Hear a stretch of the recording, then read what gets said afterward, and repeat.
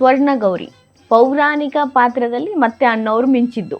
ಅದೇ ಸ್ವರ್ಣ ಕಾಳಿಂಗ ಅಂತ ಒಂದು ಜನಪದ ಕಥೆಯನ್ನು ಕರೀಂ ಖಾನ್ ಸಂಗ್ರಹಿಸಿ ಆ ಕಥೆಯನ್ನು ಇವ್ರಿಗೆ ಕೊಡ್ತಾರೆ. ಅದು ಸ್ವರ್ಣಗೌರಿ ಅಂತ ಹೇಳಿ. ಭಕ್ತ ಕನಕದಾಸ ಕಾರಣಕರ್ತರಾದಂಥ ವೈ.ಆರ್. ಸ್ವಾಮಿಯವರೇ ಸ್ವರ್ಣಗೌರಿಯನ್ನು ಕೂಡ ನಿರ್ದೇಶನ ಮಾಡ್ತಾರೆ.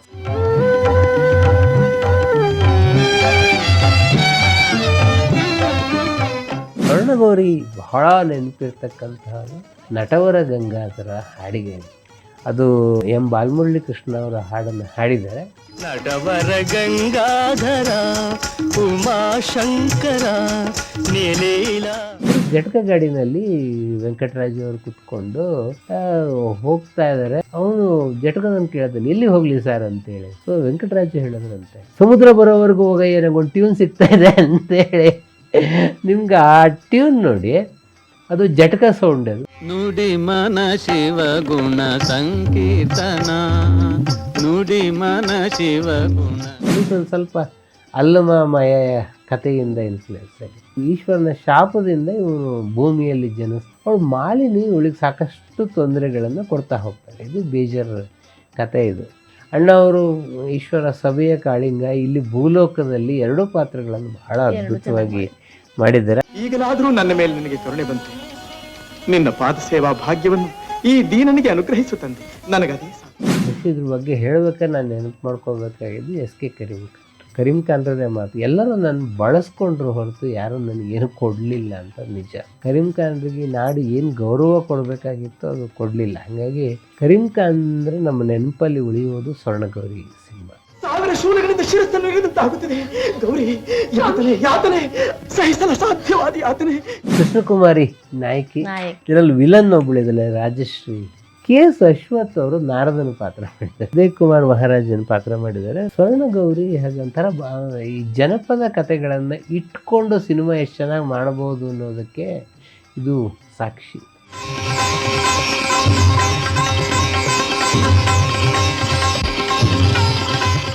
ಸ್ವರ್ಣಗೌರಿ ಪೌರಾಣಿಕ ಪಾತ್ರದಲ್ಲಿ ಮತ್ತೆ ಅಣ್ಣವರು ಮಿಂಚಿದ್ದು. ಸ್ವರ್ಣಗೌರಿ ಹೆಸರೇ ಇರೋ ಥರ ಪಾರ್ವತಿಯ ಹೆಸರು.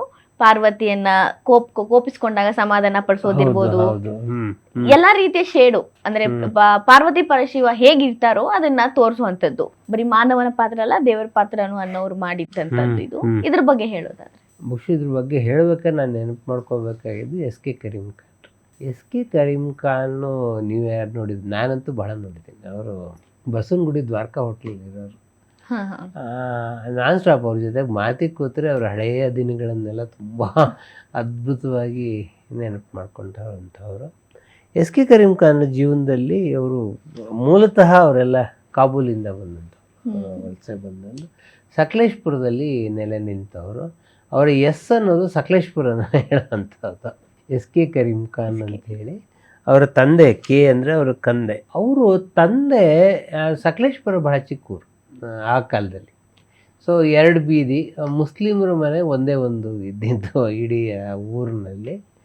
ಅವರು ಕರೀಂ ಖಾನ್ರು ತಂದೆ ಯುನಾನಿ ವೈದ್ಯ ಪದ್ಧತಿಯನ್ನು, ಆವಾಗೆಲ್ಲ ಮೆಡಿಸಿನ್ ಅದೊಂದು ಬಹಳ ಅಪರೂಪದ್ದು. ಆಮೇಲೆ ಕೈಗುಣ ಚೆನ್ನಾಗಿದ್ರೆ ಇಲ್ಲ ಡಾಕ್ಟರ್ ಅಂತ ಹೋಗೋರು.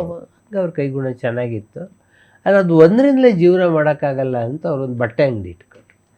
ಬಟ್ಟೆ ಅಂಗಡಿ ಇಟ್ಕೊಂಡು ಆ ಕಾಲದಲ್ಲಿ ಯಾರೂ ಮಾಡದೇ ಇರೋದೊಂದು ಸಾಹಸ ಮಾಡಿದ್ರು. ಒಂದು ಟಿಂಬರ್ ಮೇಜು ಕುರ್ಚಿಗಳನ್ನೆಲ್ಲ ಮಾಡೋದು ಟಿಂಬರಿಂದ. ಕುಶಾಲನಗರದಿಂದ ಜೈನಾಬಿ ಅಂತೇಳಿ ಕರೀಂ ಖಾನ್ರ ತಾಯಿ, ಅವರ ತಂದೆ ಕುಶಾಲನಗರದಲ್ಲಿ ಟಿಂಬರ್ ವ್ಯವಹಾರ ಅದು ಇದು ನೋಡ್ಕೊಂಡವರು. ಅದನ್ನು ಇಂಟ್ರೊಡ್ಯೂಸ್ ಮಾಡಿದ್ರು.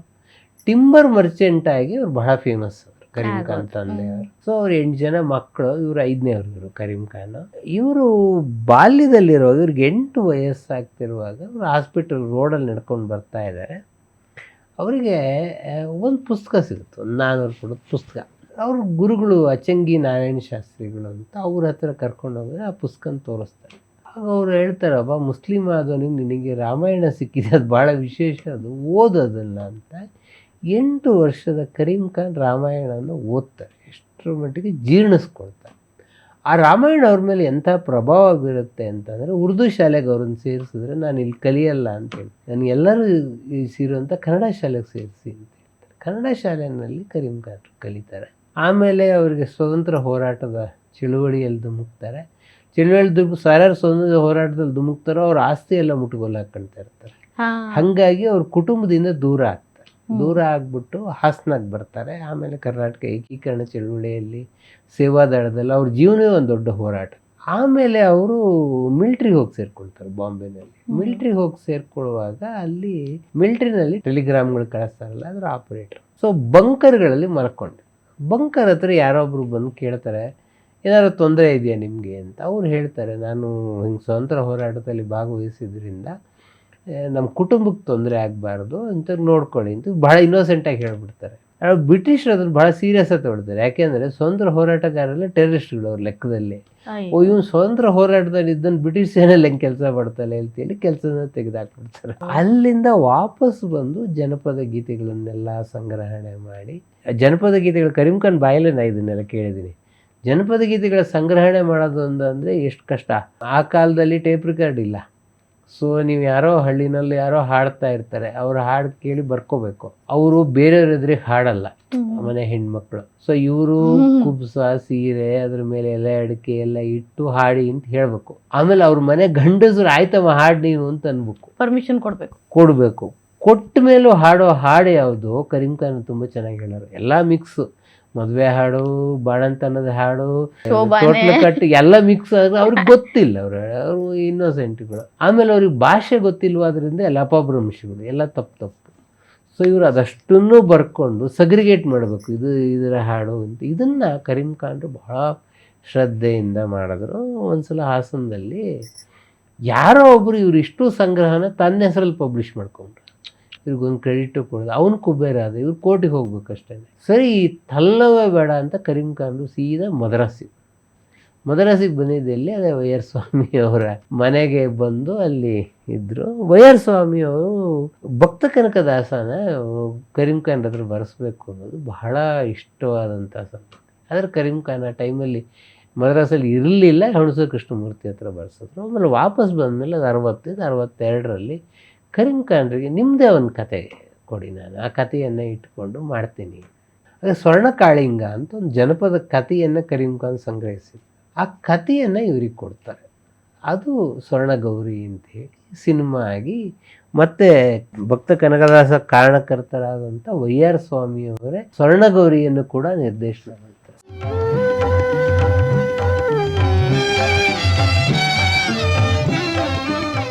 ಸ್ವರ್ಣಗೌರಿ ಬಹಳ ನೆನಪಿರ್ತಕ್ಕಂತಹದ್ದು ನಟವರ ಗಂಗಾಧರ ಹಾಡಿಗಾಗಿ. ಅದು ಎಂ ಬಾಲಮುರಳಿ ಕೃಷ್ಣ ಅವರ ಹಾಡನ್ನು ಹಾಡಿದ್ದಾರೆ. ನಟವರ ಗಂಗಾಧರ ಉಮಾಶಂಕರ ನೀಲೀಲ, ಅಷ್ಟು ಅದ್ಭುತವಾಗಿ ಬಾಲಮುರಳಿ ಕೃಷ್ಣ ಅವರು ಹಾಡಿದ್ದಾರೆ. ಮತ್ತು ಅದೊಂಥರ ನಂಗೆ ಅದನ್ನು ಆ ಪ್ರಶ್ನೆ ಕೇಳೋರು. ನಾನು ಕರೀಂ ಖಾನ್ ತುಂಬ ಹತ್ತಿರದಿಂದ ನೋಡಿದ್ದೀನಿ, ಅದು ಅರ್ಥವಿಲ್ದಿರೋ ಪ್ರಶ್ನೆ ಅಂತ. ಒಬ್ಬ ಮುಸ್ಲಿಂ ಹೀಗೆಲ್ಲ ಬರೆಯೋಕ್ಕೆ ಸಾಧ್ಯವ ಅಂತಂದರೆ ಕರೀಂ ಖಾನ್ ಹೇಳೋರು. ನನಗೆ ಅಚಂಗಿ ನಾರಾಯಣ ಶಾಸ್ತ್ರಿಗಳು ಕಲಿಸ್ಕೊಟ್ಟಿದ್ದು, ಅವರು ಮೊದಲ ಪಾಠ ಇರೋ ಹಿಂದೂ ಮುಸ್ಲಿಂ ಭೇದ ಇಲ್ಲದೆ ಇರೋಂಥವ್ರು.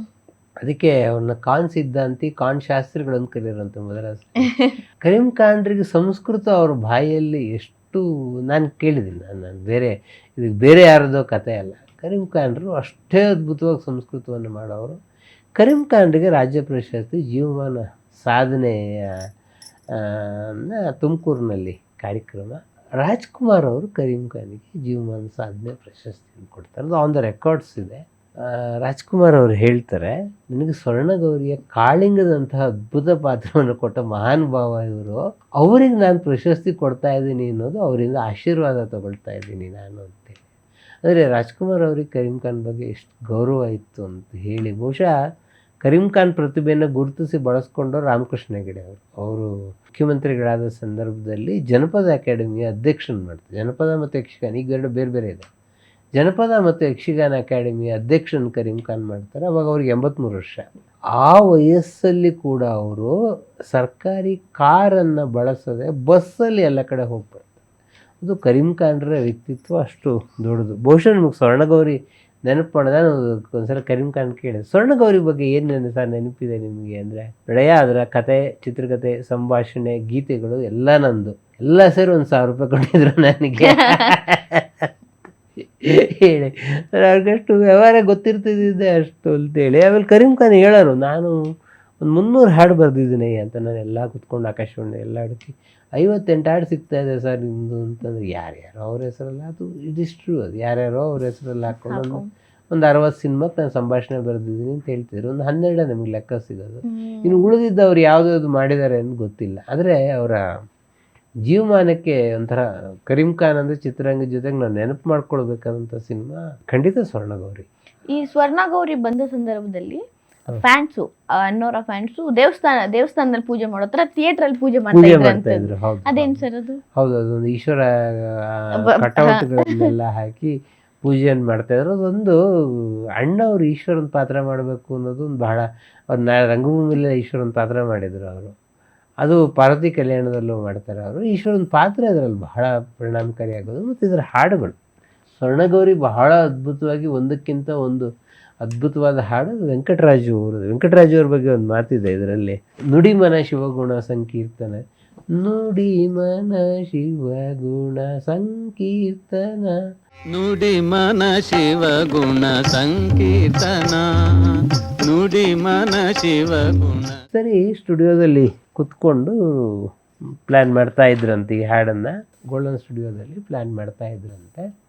ಮಾಡ್ತಾ ಇರುವಾಗ ಅವ್ರಿಗೇನು ಟ್ಯೂನು ಸಿಗ್ತಾ ಇಲ್ಲ. ಸರಿ, ಜಟಕ ಗಾಡಿ ಅವಾಗ ಆಟೋ ರಿಕ್ಷಾಲೆಲ್ಲ ಇರಲಿಲ್ಲ. ಸರಿ, ಜಟಕ ಗಾಡಿನಲ್ಲಿ ವೆಂಕಟರಾಜು ಅವರು ಕುತ್ಕೊಂಡು ಹೋಗ್ತಾ ಇದ್ದಾರೆ. ಅವನು ನಾರ್ಮಲಿಗೆ ಆಟೋದವ್ರಿಗೆ ಓಲಾ ಬುಕ್ ಮಾಡಿದ್ರು ಕೇಳ್ತಾರೆ ಎಲ್ಲಿಗೆ ಸರ್ ಅಂತೇಳಿ. ಅವನು ಆಟೋದ ಜಟಕ ಗಾಡಿಯನ್ನು ಕೂಡಿಸ್ಬಿಟ್ಟು ಇವ್ರು ಕಳಿಸಿದ್ದಾರೆ. ಇವ್ರ ಕೈಯಲ್ಲಿ ಎಷ್ಟೋ ದುಡ್ಡು ಕೊಟ್ಟಿದ್ದಾರೆ ಹೋಗ್ಲಿ ಮನೆಗೆ ಅಂತ.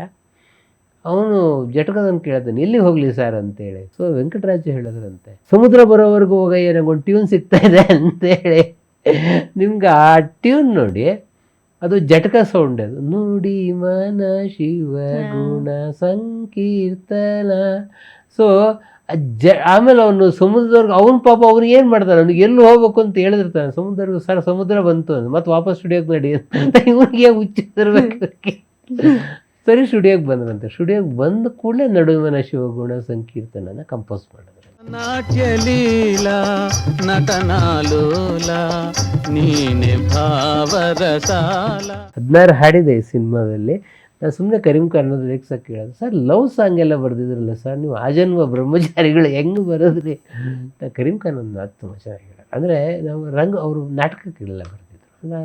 58 ನಾಟಕ ಬರೆದಿದ್ರು ಕರೀಂ ಖಾನ್. ಸೊ ರಂಗಭೂಮಿಯಲ್ಲಿ ಕೂಡ ಶೃಂಗಾರ ಗೀತೆಗಳು ಇರೋದು.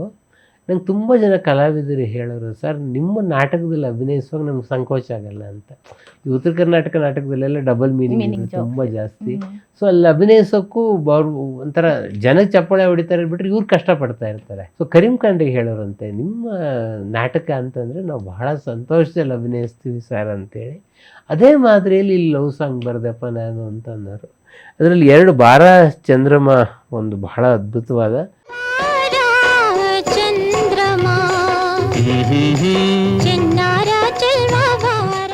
ಬಾರೇ ನೀ ಚೆಲುವೆ ಅಂತ 2 ಬಹಳ ಬಹಳ ಅತ್ಯುತ್ತಮವಾದ ಪ್ರೇಮ ಗೀತೆಗಳು.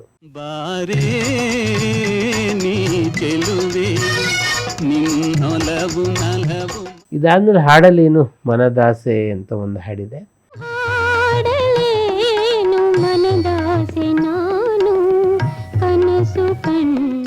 ಜಯ ಗೌರಿ ಜಗದೀಶ್ವರಿ ಇವತ್ತಿಗೂ ಬಹಳ ಪ್ರಸಿದ್ಧವಾದ ಹಾಡೋದು. ಜಯ ಗೌರಿ ಜಗದೀಶ್ವರಿ. ಕೃಷ್ಣಕುಮಾರಿ ನಾಯಕಿ. ಇದರಲ್ಲಿ ವಿಲನ್ ಒಬ್ಬಳಿದಲ್ಲ ರಾಜಶ್ರೀ. ಅದರಲ್ಲಿ ಇವನು ಶಾಪಗ್ರಸ್ತ ಕಾಳಿಂಗ ಇವನು. ಸೊ ಇವನು ಈಶ್ವರನ ಸಭೆಯಲ್ಲಿ ಯಾವುದೋ ಒಂದು ಮಾತು ಕದ್ದು ಕೇಳಿದ್ದಾನೆ ಅಂತ ಇವಳು ಮಾಲಿನಿ ಇವಳ ನೃತ್ಯಕ್ಕೆ ಸಿನಿಮಾ ಶುರುವಾಗೋದೇ ಅದರಿಂದ. ಶಿವಸಭೆಯಲ್ಲಿ ಕಾಳಿಂಗ ಇವನಿಗೆ ಮದುವೆ ನುಡಿಸ್ತಾನೆ ಮಾಧವಿಗೆ ಅಂತೇಳಿ, ನನ್ನ ಮದುವೆ ಆಗು ಅಂತ ಹೇಳ್ತಾಳೆ. ಇದೊಂದು ಸ್ವಲ್ಪ ಅಲ್ಲಮಯ ಕಥೆಯಿಂದ ಇನ್ಫ್ಲುಯೆನ್ಸ್ ಆಗಿದೆ. ಅವರು ಈಶ್ವರನ ಶಾಪದಿಂದ ಇವನು ಭೂಮಿಯಲ್ಲಿ ಜನಿಸ್ತಾನೆ. ಇವನು ಗೌರಿಯನ್ನು ಕೃಷ್ಣಕುಮಾರಿನ ಮದುವೆ ಆಗ್ತಾನೆ.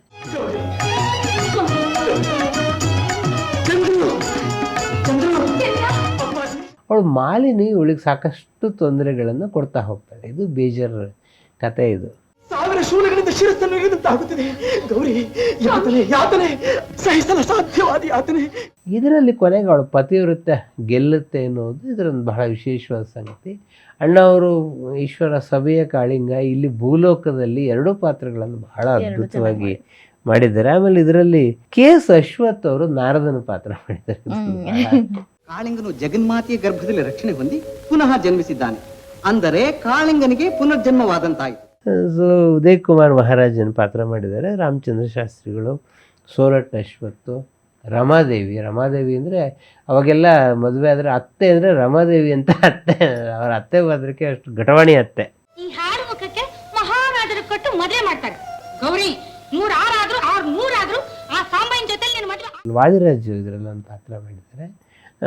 ಸ್ವರ್ಣಗೌರಿ ಹಾಗೆ ಒಂಥರ ಈ ಜನಪದ ಕಥೆಗಳನ್ನು ಇಟ್ಕೊಂಡು ಸಿನಿಮಾ ಎಷ್ಟು ಚೆನ್ನಾಗಿ ಮಾಡಬಹುದು ಅನ್ನೋದಕ್ಕೆ ಇದು ಸಾಕ್ಷಿ. ಈಗಲಾದರೂ ನನ್ನ ಮೇಲೆ ನಿನಗೆ ಕರುಣೆ ಬಂತು. ನಿನ್ನ ಪಾದ ಸೇವಾ ಭಾಗ್ಯವನ್ನು ಈ ದೀನನಿಗೆ ಅನುಗ್ರಹಿಸು ತಂದೆ. ನನಗದೇ ಸಾಕು. ಬಟ್ ಕರೀಂ ಖಾನ್ರ ಸಿನಿಮಾ ನಂಟು ಹೆಂಗೆ ಮುರಿಯಿತು ಅನ್ನೋದಿದೆಯಲ್ಲ, ಅದಷ್ಟೇ ವಿಷಾದಕರವಾದ ಸಂಗತಿ. ನೆಕ್ಸ್ಟ್ ಇನ್ನೊಂದು ಸಿನಿಮಾ ಯಾರೋ ಬುಕ್ ಮಾಡ್ತಾರೆ, ಹೋಟ್ಲು ಗೀಟೆಲ್ಲ ಬುಕ್ ಮಾಡಿ 2 ತಿಂಗಳು ಡೈರೆಕ್ಟ್ ಪ್ರೊಡ್ಯೂಸರ್ ಮಾಯ ಆಗಿಬಿಡ್ತಾರೆ. ಹೋಟ್ಲು ಬಿಲ್ಲೇ ಕಟ್ಟಿರಲ್ಲ. ಅವನು ಒಂದಿನ ಮಧ್ಯರಾತ್ರಿ ಹೋಟ್ಲನ್ನು ಬಂದ್ಬಿಟ್ಟು ಇವ್ರ ರೂಮಲ್ಲಿರೋ ಪುಸ್ತಕ ಬ್ಯಾಗು ತೆಗೆದು ಎಲ್ಲ ಹೊರಗೆಸ್ಬಿಟ್ಟು ಹೊರಗೆ ಹೋಗ್ರಿ ಅಂತ ಕಳಿಸ್ತಾನೆ. ಸೊ ಕರೀಂ ಖಾನ್ ಹೇಳೋರು ನಮ್ಮದು ಏನಪ್ಪ ಮದುವೆ ಎಲ್ಲ ಮಕ್ಕಳೆಲ್ಲ ನನ್ನ ಪಾಡಿಗೆ ನಾನು ಅಲ್ದಾಡ್ಕೊಂಡಿರುವವನು. ಆದರೆ ಭಾಳ ರೇರ್ ಕಾದಂಬರಿಗಳೆಲ್ಲ ಹೋಗ್ಬಿಡ್ತು, ನಂಗೆ ಬಿಸಾಕಿದ್ರಿಂದ ಚರಂಡಿಲಿ ಬಿದ್ದುಬಿಟ್ಟು ಹಾಳಾಗಿ ಹೋಯಿತು ಅಂಥೇಳಿ ಅಲ್ಲಿಂದ ಕರೀಂ ಖಾನ್ ಬೆಂಗಳೂರು ಕಡೆಗೆ ಬರ್ತಾರೆ. ಬಸವನಗುಡಿ ದ್ವಾರಕಾ ಹೋಟ್ಲಲ್ಲಿ ಇರ್ತಾರೆ. ಆಮೇಲೂ ಕೆಲವು ಸಿನಿಮಾಗಳಿಗೆ ಬರೆದಿದ್ದಾರೆ ಅವರು. ರಾಜೇಶ್ವರಿ, ಸೂಪರ್ ನೋವಾ ಈ ಥರ ಸಿನಿಮಾಗಳಿಗೆ ಬರೆದಿದ್ದಾರೆ ಅವರು. ಆದರೆ ಒಂಥರ ಅವ್ರನ್ನ ಅನಿಸೋದು ಒಂಥರ ಅದು ನಂದಲ್ಲ, ಅದು ಕರೀಂ ಖಾನ್ರದೇ ಮಾತು. ಎಲ್ಲರೂ ನನ್ನ ಬಳಸ್ಕೊಂಡ್ರು ಹೊರತು ಯಾರೂ ನನಗೇನು ಕೊಡಲಿಲ್ಲ ಅಂತ ನಿಜ. ಕರೀಂ ಖಾನ್ರಿಗೆ ನಾಡು ಏನು ಗೌರವ ಕೊಡಬೇಕಾಗಿತ್ತು ಅದು ಕೊಡಲಿಲ್ಲ. ಹಾಗಾಗಿ ಕರೀಂ ಖಾನ್ ಅಂದರೆ ನಮ್ಮ ನೆನಪಲ್ಲಿ ಉಳಿಯುವುದು ಸ್ವರ್ಣಗೌರಿ ಸಿನಿಮಾ.